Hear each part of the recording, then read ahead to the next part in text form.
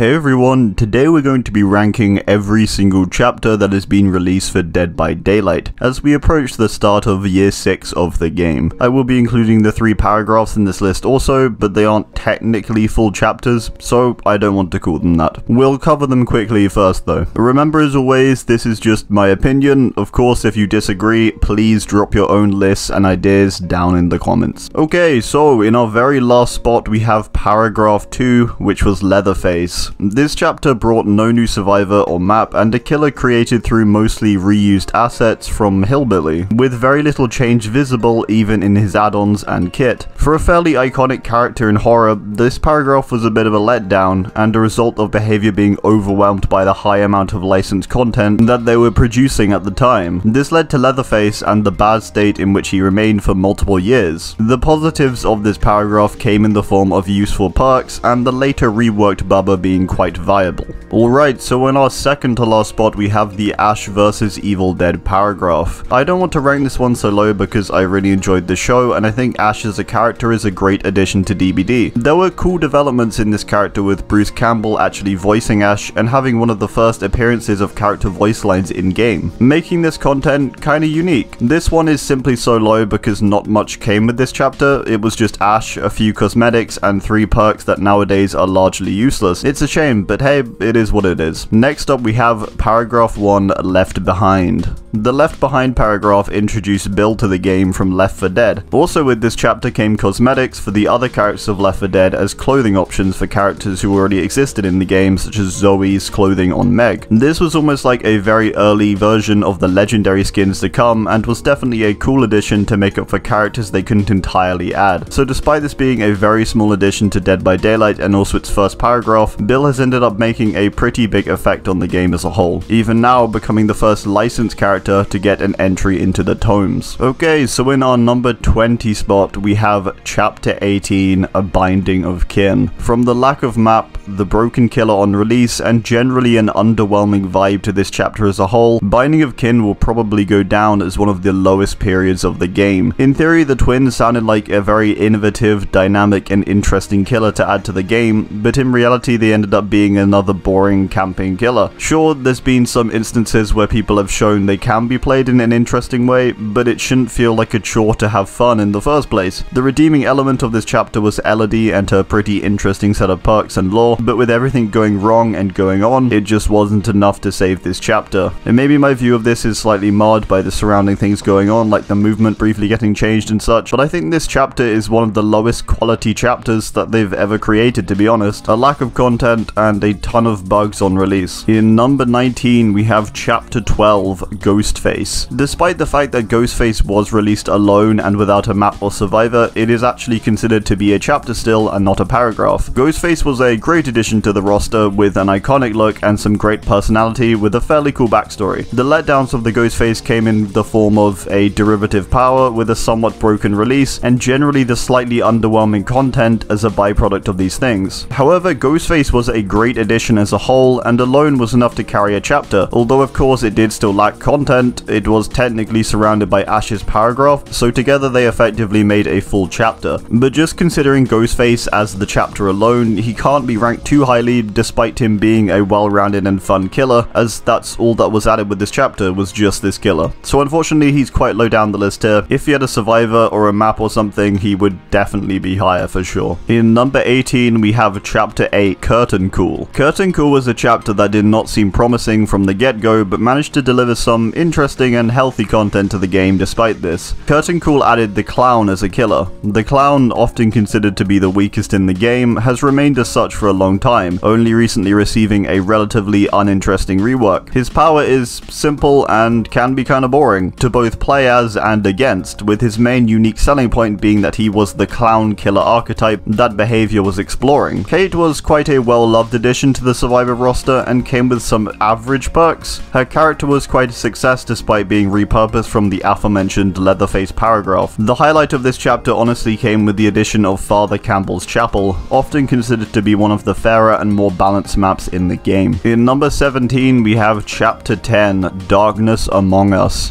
Darkness Among Us goes down as one of the more interesting concepts in theory, but horrible executions upon release. This chapter promised an element of stealth where the killer would blend into the ranks of the survivors in a very interesting and promising trailer. What we received is a fast, stabby boy who had to get nerfed, buffed, and changed since their release with the Legion. Jeff is a chill character, but he's not overly interesting or compelling. He's fine, he is what he is, and his perks are average, but interesting, I guess. Much like the Legion, Ormond has never been a particularly loved map, even after its rework. I've always liked the aesthetic personally, and the varied snowy landscape is pretty nice, with an interesting balance of inside and outside areas. This chapter could have been so much more though. With that said, I'm really happy that it exists in the game today despite this. Really, that goes for all of these chapters and paragraphs, as whatever you think of them, they are all a part of the game and they all help to define it and provide it with identity. In our number 16 spot we have chapter 19, All Kill. All Kill is one of the chapters in recent memory that has had an extremely polarizing release and reveal, with a balanced response of either hatred or love for the colourful new killer, the Trickster. This chapter brought along no new map, but did have the surrounding map updates that came with the Realm Beyond updates. Yunjin was the survivor of the chapter and very much the focus of much of its trailers, teasers, and marketing. This DLC released with power issues with the Trickster, lacking originality, and feeling fairly broken, or just weak really upon release. The perks that got added were fairly cool, and the main bonus of the chapter was its very different visual style. I know a lot of people disagree with this, but I really like this chapter for its unique vibe and visuals. It's not perfect, sure, but at least they tried something a little different design-wise, or visual design-wise, because after Binding of Kin, if you ask me, this was the exact colourful burst of energy that the game needed. In our number 15 spot, we have Chapter 6, A Nightmare on Elm Street. Chapter 6 encapsulates to me what goes wrong with too much change in one instance, and also that just because it's licensed doesn't mean it's good. This chapter brought along Freddy Krueger, an icon of the horror genre, but not really the Freddy everyone wanted, but the newer remake version. Although this was the case, this may have actually been better, as the more serious remake Freddy kinda fits the game better anyway.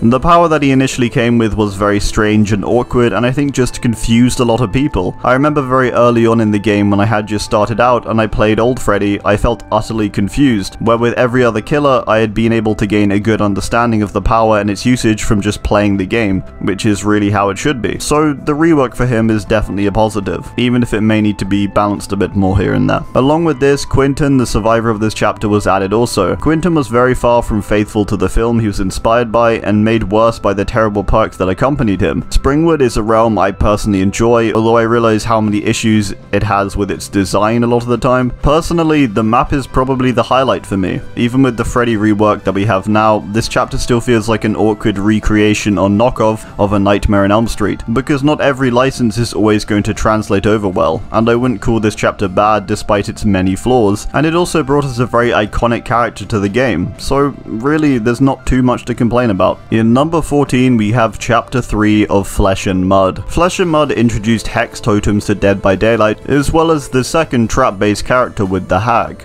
Ace was also there, I guess, and they added the swamp maps too, which are visually very enticing and cool looking, but in terms of design are relatively flawed. Ambience and visuals of the swamp maps though are really great, and I believe this was their first introduction to using dynamic map features, with the massive boat horn going off when a gen is completed on it. That's if we aren't considering Gas Heaven's shop bell as a dynamic feature, which it technically is. Hag was probably the standout of this chapter and carries it mainly with her hexes, which are all quite interesting and some meta-defining. This is also still one of the best killers for adding scares and thrill to the game, which I really appreciate. So simple one here, but I think it's a pretty good chapter overall, and has brought a lot of content to the game that actually defines it quite a lot to this day. In number 13 we have Chapter 17, Descend Beyond. This chapter introduced us to the Blight and Felix Richter. Upon release of this chapter I had very little love for it, but as time has gone on, Descend Beyond has really grown on me. Initially I found the Blight boring, with a lacking power and a disinteresting visual design. However, with a great current interest in the lore, I've come to like the Blight more so, and through playing him and improving at him, I've begun to warm to his gameplay and see the worth he has in the killer roster. I think Blight is actually one of the better designed killers in the past few years, and it's also nice that he's one of the only killers to drastically affect the power scales in the past few years too. He can be very impressively played by very high tier players, and I'm not a high tier player, but just seeing people play that way is kind of insane, and it's nice to have this new character aside just always having Nurse and Spirit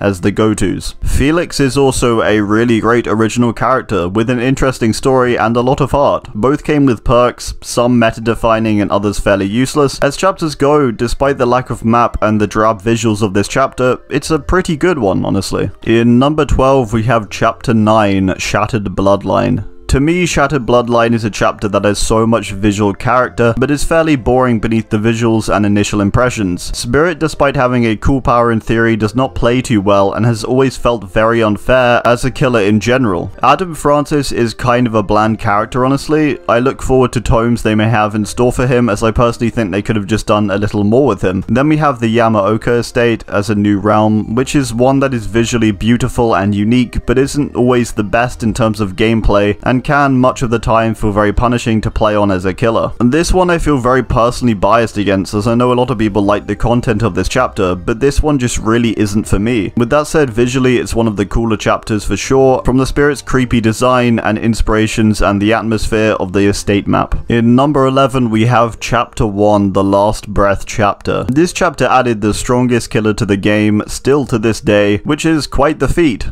as it's literally the first chapter. Despite changes and nerfs, Nurse is a key part to the power scaling of Dead by Daylight and presents the opportunity for players to invest lots of time for an equivalent payoff. The survivor that was added was Nia, who's been a great addition to the game, with some perks that have defined how many people play. Finally, the new map of Crotus Pren Asylum was added to the game. This realm was a great addition, honestly, and probably one of my favourite parts of the chapter as a whole, with some really cool ambience. Overall, this chapter added an iconic character for each side of the game and a well-rounded map. Solid chapter and very in line with the game's early day vibe. The game would not be the same without these two, as well as the map. In number 10 we have chapter 11, Demise of the Faithful. Chapter 11, Demise of the Faithful, introduced many great features to DBD. It also brought along two great characters with the Plague and Jane Romero, both of which have good lore and very interesting perks. It's probably one of the best chapters for teachable perks and great variety. This chapter is very solid, but guides behind an initially disinteresting power and what feels to be a slightly confused tone. The Temple of Purgation map was okay, but due to its size, it's not the greatest for balance. But visually, it's quite cool and does try to incorporate a more fitting space for the Plague to reside in. I think this chapter's pitfalls came in the form of having lots of mixed tones and a chapter which was literally out of time from the others, leading to it being quite jarring almost with its release, even though the content itself was actually very solid, with the Plague being unique and interesting, and Jane bringing some fun perks along too. In number 9 we have chapter 7, The Sword chapter. The Sword chapter may be one of the more flawlessly executed additions for licenses into the game, translating over a series which possibly appeared tricky to begin with. This chapter introduced the Pig,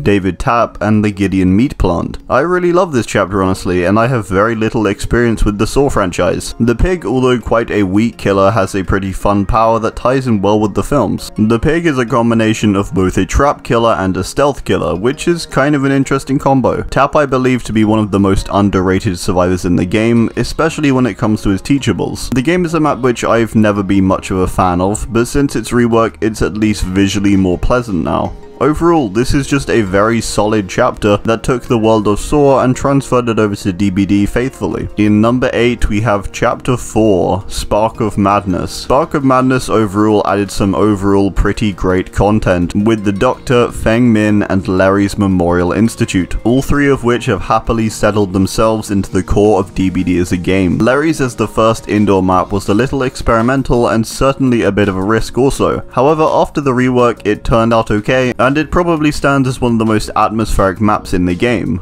with great visuals and sound design. Doctor is a nice addition, being an entry-level killer with a slightly annoying but also varied enough power that focuses heavily on his shocking theme. After the rework he's also kind of terrifying, and in his own way has become one of the visual staples of DBD that could have easily been released alongside the original three. Feng Min is also widely loved and adds a nice bit of character to the game. She brought along some great entry-level perks also, Honestly, this is a really great chapter for someone new to the game, and overall it's just a very solid chapter, even more so after its reworks. In number 7 we have chapter 2, the Halloween chapter. The Halloween chapter was the first licensed DLC to be added to the game, and really it was an important chapter for DBD as a whole and its acquiring of other licenses. Not only was it important for DBD as a whole, but it was incredibly well executed also, and remained pretty faithful overall to the series and the characters. It further added a bunch of powerful and unique perks that have affected gameplay all the way to our current point. I think the main clear downside to this chapter was Haddonfield. Despite it though, it's still a nice map for a change of setting. Lori was executed well, and so was the shape. For such a big name license this early on, it was executed very well. The trailers were awesome, the presentation was great, and they really captured the original Halloween well, and translated it over to an asymmetrical horror game, which, hey, doesn't sound like something it would translate well over to at first glance. This chapter made way for all future licenses too, and that really can't be overstated. In number 6 we have chapter 5, A Lullaby for the Dark. Lullaby for the Dark was a real gem early on in the game that introduced one of the staple killers, the Huntress. This is a prime example of Behavior's ability to make a simple concept incredibly fun and engaging through skill curves and killer mastery. David King was also added in this chapter, who's another character that's become a key staple and face of the game as a whole. Both Huntress and David have their own iconicity in the context of Dead by Daylight now, bringing along perks that have stood the test of time. Well, David's at least. This chapter also included the Red Forest, which visually is quite beautiful in a weird, creepy way. Overall, this chapter also had two very compelling characters, a fairly consistent theme, and made good strides and changes to the game as a whole in a positive way. And really, that's just a great thing for the game. This chapter affected it positively, quite simply. In number 5 we have chapter 15, Chains of Hate. Chains of Hate to me was not a good chapter upon first impressions. I disliked it greatly. I hated Deathslinger, I found Zarina boring, and I thought the new map was nothing special, especially with its introduction of breakable walls. This chapter really grew on me though. Dead Dog might be my favourite map now, and Slinger I really enjoy playing, and I don't mind going up against him too much anymore either. Zarina is also a character who's visually designed very well and has a compelling backstory. The whole theme of this chapter I very much appreciate, and I like this route they went with it, exploring the Wild West kind of theme. Also, who would have thought that adding guns to DBD would actually work?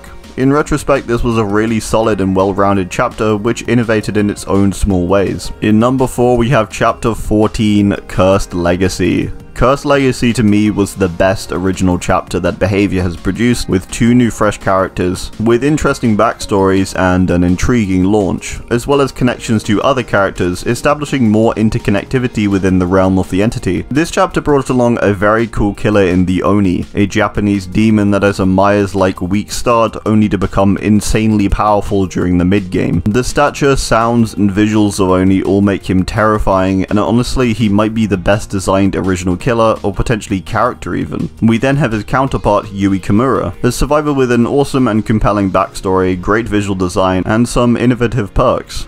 Basically, in terms of characters, this was a pretty brilliant chapter and really showcased what Behavior can do. I really can't praise this whole chapter enough. The only downsides to it were the map being kinda average with the Sanctum of Wrath, and also the Oni's perks being nothing too interesting, but for the power and the spectacle, this was an awesome chapter. In number 3, we have chapter 20, Resident Evil. Resident Evil brings us up to the current day of Dead by Daylight and also marks the beginning of its 6th year. This chapter feels incredibly refreshing and honestly quite exciting for the game as a whole. This chapter is the second chapter to include multiple survivors with both Jill Valentine and Leon S. Kennedy, both very big names in the horror gaming world which have been translated to DBD incredibly well. Same goes for the killer counterpart in this chapter, Nemesis, a terrifying killer with a cool power which also introduces new AI zombies that help you out to hunt down survivors. This is a whole new development for Dead by Daylight and very positive. The new map that came in the form of the Racoon City Police Department is quite large and confusing and not the best for gameplay, but is extremely faithful to how it appears in Resident Evil. It's a map that's cool for fans I think, but I think for people unfamiliar it's going to be a little confusing. This chapter further brought new developments to perks with Leon and Jill's Flashbang and Flash Mine. In number 2 we have chapter 13, Stranger Things. Do I think this chapter is overrated?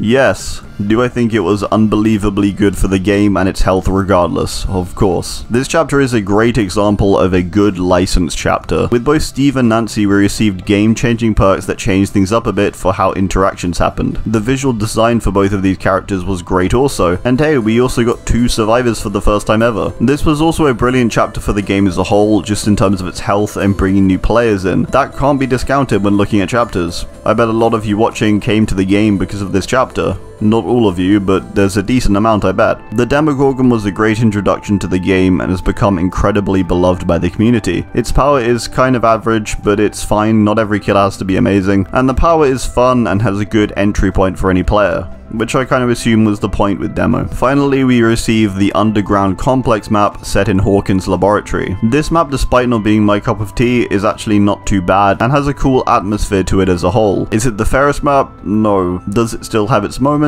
Yeah, I think so. Okay, so this makes our number 1, Chapter 16, Silent Hill. So, Silent Hill comes in our first spot, and I have to say this is one I did not think would be here if I did the same list a year ago. However, looking at this chapter in retrospect, this was a really great chapter, from the lead up to the content itself, and finally how well the content is integrated into the game has been nothing short of impressive. I had never really played a Silent Hill game prior to it being added. I wasn't a fan, but this chapter really delivered. With its awesome new killer Pyramid Head, with his kitted out power that gave possibility for lots of room to learn and improve, further innovating with new ways to hook, and with short Mori animations to finish off survivors on their final hook. This killer was transferred over so well. Then there's Cheryl, who's equally a great addition. Her design looks great, her perks are cool, and also tried to innovate, further with the introduction of legendary skin characters that came with this chapter. Midwich, although not the fairest map, is still a great addition to the game with great ambience and faithful visual recreation. This chapter works so well, but it doesn't particularly surprise me that Silent Hill was a good addition to Dead by Daylight, as it's one horror game adding to another. Sharing the same medium is a huge advantage, which is also why Resident Evil has transferred over equally as well. It kind of seems like video game licenses are really the way to go. Well, anyway, I think that's gonna do it. I do hope you enjoyed, and please do drop your own list down below.